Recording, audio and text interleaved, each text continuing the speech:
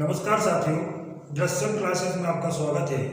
मैं ओंकार यादव आज आपके सामने उपस्थित हूँ हिंदी विषय को लेकर के। आज से हम हिंदी विषय के लेक्चर स्टार्ट करेंगे। आने वाले हिंदी विषय के लेक्चर्स में, वीडियोज में हम हिंदी भाषा से जुड़े हुए हर पहलू पर विस्तार से विस्तृत रूप से। आइए अब शुरू करते हैं हम आज का अपना टॉपिक व्याकरण को लेकर के। व्याकरण क्या है, इसके मुख्य बिंदु क्या है, किस प्रकार से व्याकरण को किन किन भागों में विभक्त किया है और किस तरह उसको समझा जाता है। व्याकरण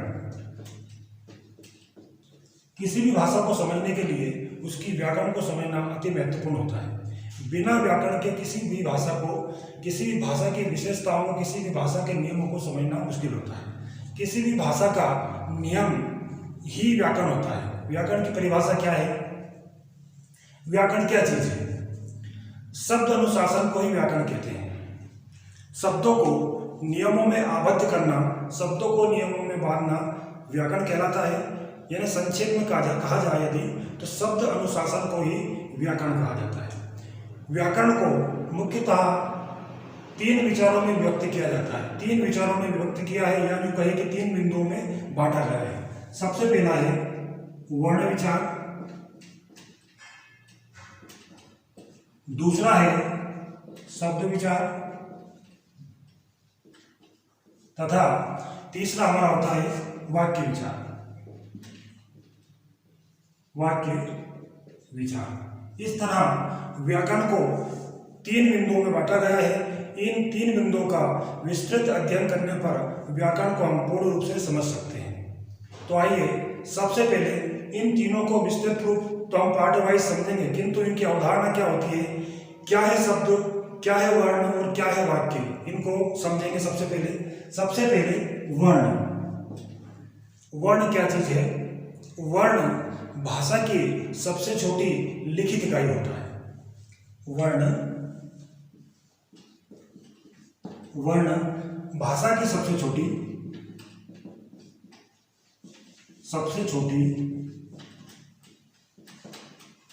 लिखित इकाई।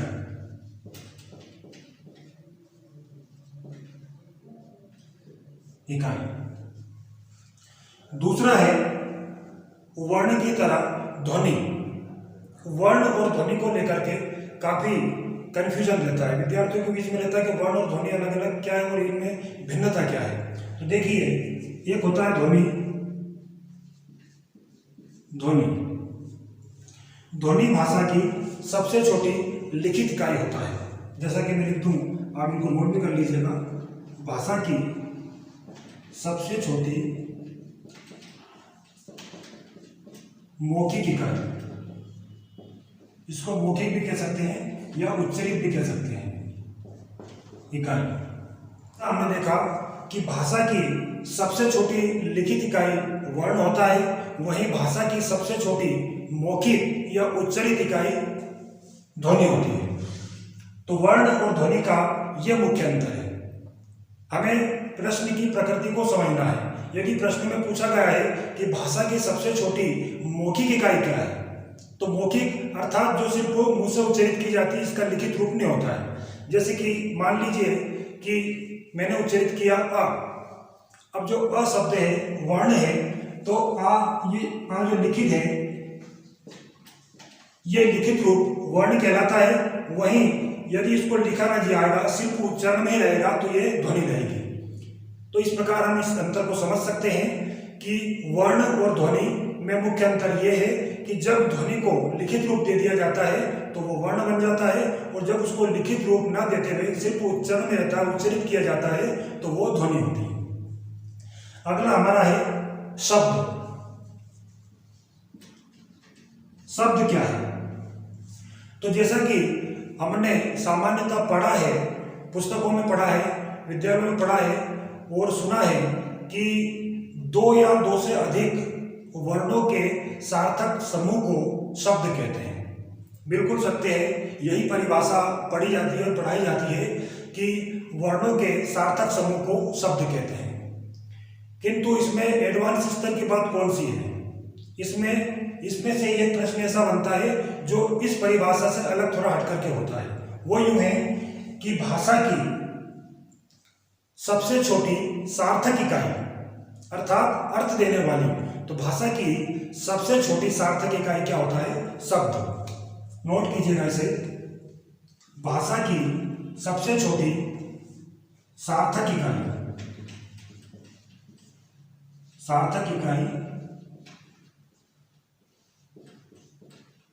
शब्द होती है। भाषा की सबसे छोटी सार्थक इकाई क्या है? तो वो शब्द है। इसको सार्थक क्यों कहा गया? क्योंकि ये एक अर्थ देती है, इससे एक अर्थ ग्रहण किया जाता है। वही वर्ण और जब ध्वनि को हम उच्चारित करते हैं तो उसका कोई अर्थ नहीं होता है, वो एक लिपि में एक अक्षर मात्र होता है, किंतु शब्द एक अर्थ देता है, एक अर्थ ग्रहण करता है। किसी भी शब्द को आप बोलेंगे, जैसे कि आपने बोला कलम, तो इस शब्द को बोलते ही अगर ये आपके सामने नहीं भी है तो भी आपके मानस पटल पर एक चित्र अंकित होगा और उसके माध्यम से आप उस वस्तु को पहचान सकते हैं। इस तरह सार्थकता की दृष्टि से शब्द भाषा की सबसे छोटी इकाई होता है। इसके बाद वाक्य।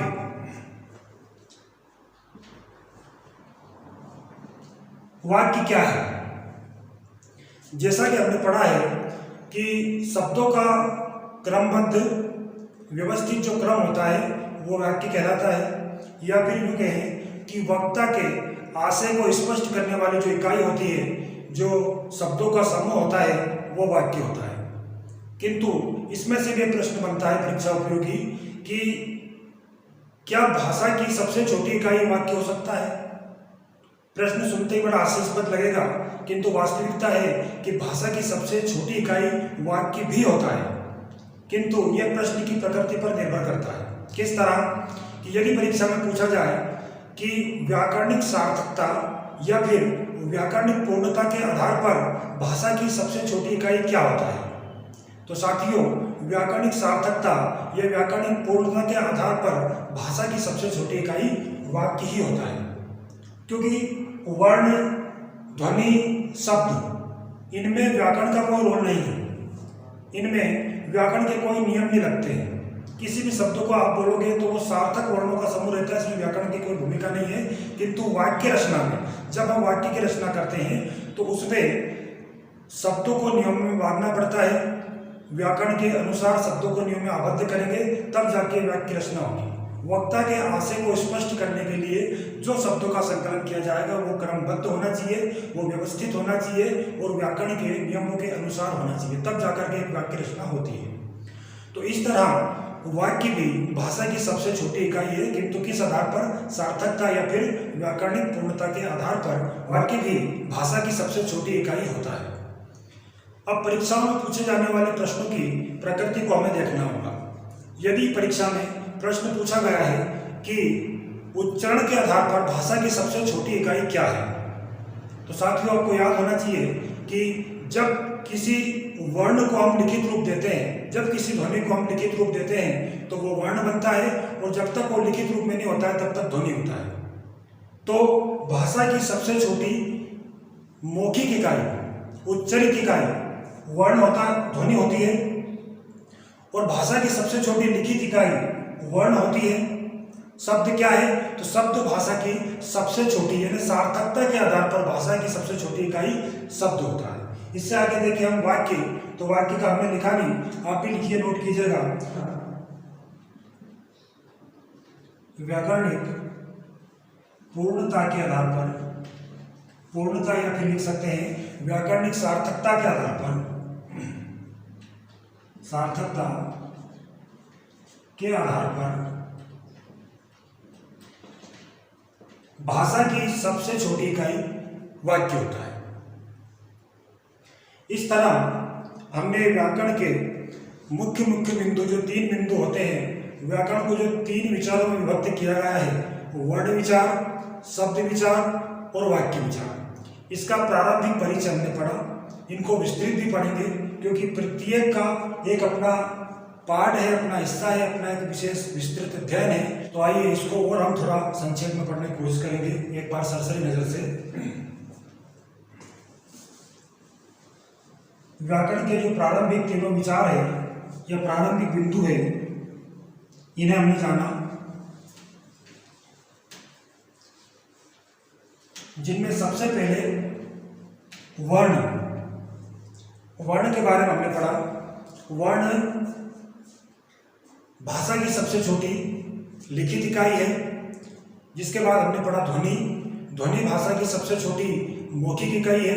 इसी को उच्चरित इकाई भी कह सकते हैं। यानी प्रश्न में यदि पूछा जाए कि भाषा की सबसे छोटी उच्चरित इकाई क्या है, वहां पे मौखिक ना लिखा हो तो बात देखिए, इस बात को हमें समझना चाहिए, क्योंकि पर्यायवाची शब्दों के द्वारा प्रश्न को थोड़ा इस प्रकार से बदल के बनाया जाता है ताकि पढ़ने वाला या स्टूडेंट उसको पढ़ करके कंफ्यूज हो। तो हमें उस भाषा को भी समझना है कि क्या पूछा गया है। तो भाषा की सबसे छोटी उच्चरित इकाई आपका ध्वनि होती है। अब शब्द को आपने पढ़ा कि शब्द जो है भाषा की सार्थकता की दृष्टि से सबसे छोटी इकाई होती है। शब्द को पद भी बोलते हैं। शब्द को आपने पढ़ा, इसी को पद भी कहते हैं। किंतु कब तो ये शब्द रहता है, किन परिस्थिति में पद रहता है, इसको जानना भी बहुत जरूरी है। जैसे कोई शब्द लिखा है आम, ये जो शब्द है इसको हम शब्द ही कहेंगे।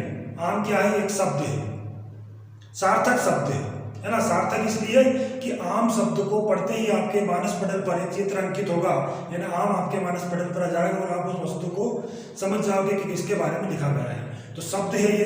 किंतु जब इसी शब्द को किसी वाक्य में प्रयोग किया जाए, किसी वाक्य में लिखा जाए, तो ये शब्द ना रह करके पद हो जाता है। किस प्रकार से? जैसे कि राम आम खाता है। राम आम खाता है। अब यहाँ पे आम क्या है? एक शब्द ना होकर के एक पद है, यानी इसको एक पदवी मिल गई है। ये इसको एक पद प्राप्त हो गया। कौन सा पद? जैसे कि आम क्या है? ये भी एक शब्द है राम, तो ये भी एक पद, इसको पदवी प्राप्त है। इसको कौन सी पदवी? इसको कर्ता की पदवी प्राप्त है। ये कर्ता है, ये कर्म है, ये क्रिया है ना। इस तरह से जब वाक्य में किसी शब्द का प्रयोग हो जाता है तो वो शब्द ना रह करके पद हो जाता है। स्वतंत्र प्रयोग शब्द होता है और वाक्य में जब किसी शब्द को ले लिया जाता है तो वो पद होता है। इसी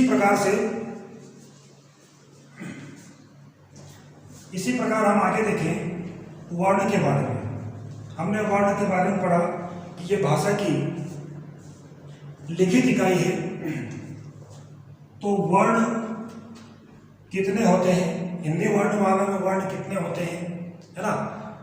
इनमें मूल वर्ण कितने हैं, मानक वर्ण कितने हैं, ये भी परीक्षा उपयोगी प्रश्न है। इनका भी हमें जानना बहुत जरूरी है, इनका समझना बहुत जरूरी है। तो सबसे पहले वर्ण, यानी वर्ण की से बनी हुई वर्णमाला। अब प्रश्न उठता है कि वर्णमाला क्या है? क्या वर्णों का समूह मात्र एक वर्णमाला है? तो नहीं, वर्णमाला वर्णों का समूह तो है, पर कैसा समूह? वर्णमाला वर्णों का व्यवस्थित क्रमबद्ध समूह होता है। व्यवस्थित माने कि क्या? क्योंकि वर्णमाला में जिस तरह वर्णों को व्यवस्थित रूप से लिखा गया है, जिस क्रम में लिखा गया है, उनकी उपयोगिता, उनकी सार्थकता उसी क्रम में है।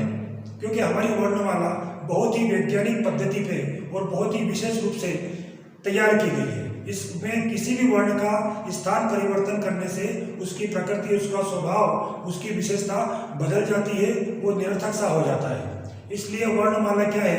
तो वर्णमाला की परिभाषा है कि वर्णमाला वर्णों का सार्थक, क्रमबद्ध और व्यवस्थित समूह है। अब प्रश्न उठता है कि वर्ण कितने होते हैं? हिंदी वर्णमाला में वर्ण कितने होते हैं? तो यहाँ पे आपको एक श्री नानक जी का दोहा, इसके माध्यम से आपको बताना चाहूंगा कि 52 अक्षर लोकत्रय सब कुछ इनके माही, ये अक्षर खिल जाएंगे वो अक्षर इनमें नहीं। यानी श्री नानक जी ने जो ये दोहा बोला है, इसमें तो बहुत ही आध्यात्मिक गुण रहस्य दिया गया है, किंतु हमें अपने मतलब की बात यदि इसमें से उठाना है तो 52 अक्षर माने कि अक्षर, तो अक्षर कितने होते हैं? 52। तो हिंदी वर्णमाला में मानक वर्ण कितने होते हैं? 52। हिंदी वर्णमाला में मानक वर्ण 52 होते हैं। इनको लेखन के आधार पर भी कह सकते हैं, लेखन के आधार पर। दूसरा है कि मूल वर्ण कितने हैं, हिंदी वर्णमाला में मूल वर्ण कितने हैं, तो मूल वर्ण 44 है। मूल वर्ण कितने हैं? 44 है। उच्चारण के आधार पर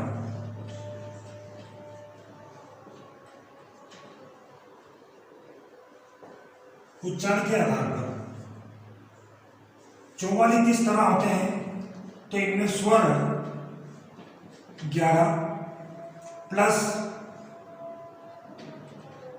व्यंजन 33, इस तरह 44 वर्ण होते हैं।